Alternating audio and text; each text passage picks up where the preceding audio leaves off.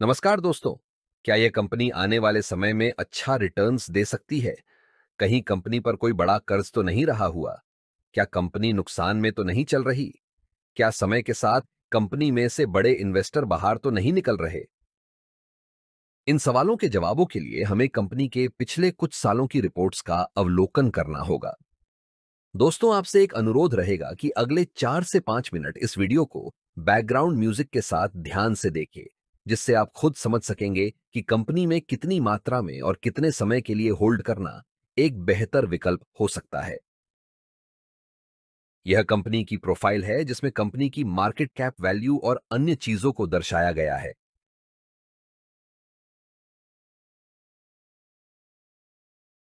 Company के stock की value में होने वाले बदलाव को ग्राफ के माध्यम से देख सकते हैं और इससे अंदाजा लगाया जा सकता है कि कंपनी के स्टॉक वैल्यू में कितना फेरफार हुआ है।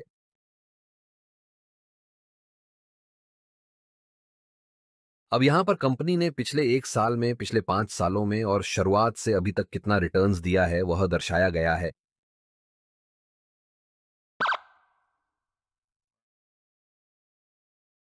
दोस्तों, अब हम कंपनी की फाइनेंशियल रिपोर्ट को देख लेते हैं कि कंपनी कितना रेवेन्यू और प्रॉफिट बना पा रही है। क्योंकि कंपनी को आगे बढ़ने के लिए अच्छा प्रॉफिट बनाना भी जरूरी होता है, तो नीचे की रिपोर्ट पर ध्यान दे।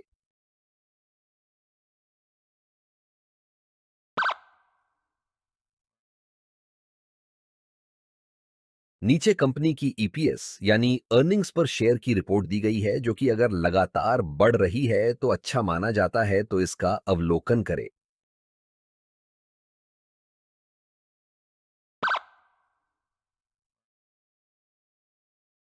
नीचे कंपनी की डीपीएस यानी डिविडेंड पे आउट रेशियो को दर्शाया गया है।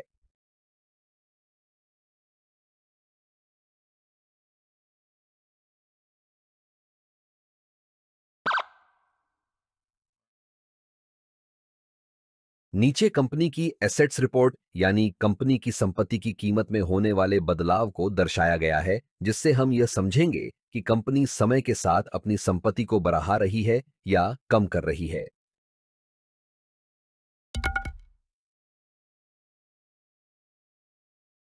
नीचे कंपनी की कैपिटल एक्सपेंडिचर्स की रिपोर्ट को दर्शाया गया है, जो अगर समय के साथ बढ़ता है तो यह कंपनी की ग्रोथ के लिए अच्छा माना जाता है।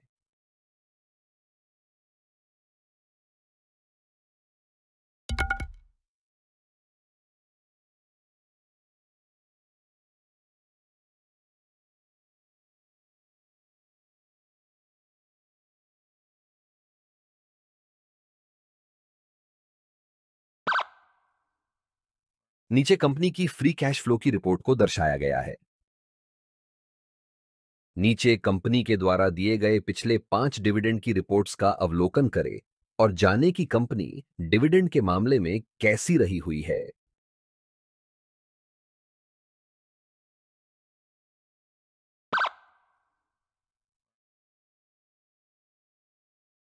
अब हम कंपनी पर रहे हुए उधार या कर्ज को देखेंगे, जो कि नीचे दर्शाया गया है।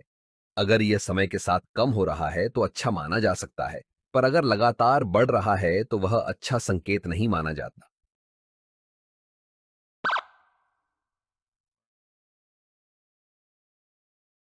नीचे कंपनी के पास रहे हुए स्टॉक की मात्रा को देखा जा सकते हैं और उसके साथ साथ यह भी देखना जरूरी है कि कहीं कंपनी ने अपने स्टॉक को गिरवी तो नहीं रखा हुआ। अगर रखा भी है तो कितनी मात्रा में रखा गया है। कंपनी में म्यूचुअल फंड्स के द्वारा की गई होल्डिंग को नीचे दर्शाया गया है।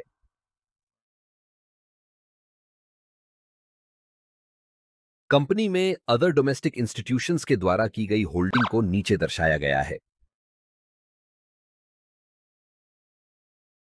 कंपनी में फॉरेन इंस्टीट्यूशंस के द्वारा की गई होल्डिंग को नीचे दर्शाया गया है।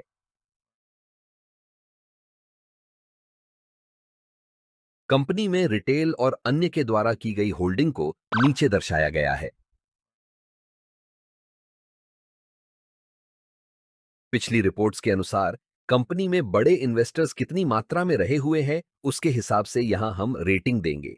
क्योंकि अगर कंपनी में ज्यादा मात्रा में बड़े इन्वेस्टर्स रहे हुए हैं तो वह एक अच्छा संकेत माना जाता है, और अगर न के बराबर ही रहे हुए हैं तो वह एक अच्छा संकेत नहीं माना जाता। यह कंपनी के टॉप कॉम्पिटिटर्स को दर्शाया गया है।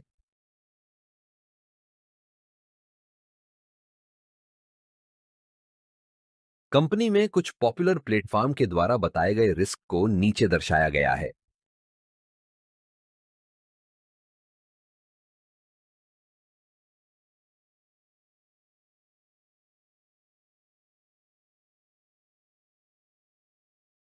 ऊपर की सभी रिपोर्ट्स का अवलोकन करने के बाद 5 स्टार में से दी गई रेटिंग को नीचे दर्शाया है, जो आपको कुछ निर्णय लेने में मदरूप हो सकते हैं। तो आपको इस कंपनी के स्टॉक के बारे में क्या कहना है? हमें कमेंट जरूर करें।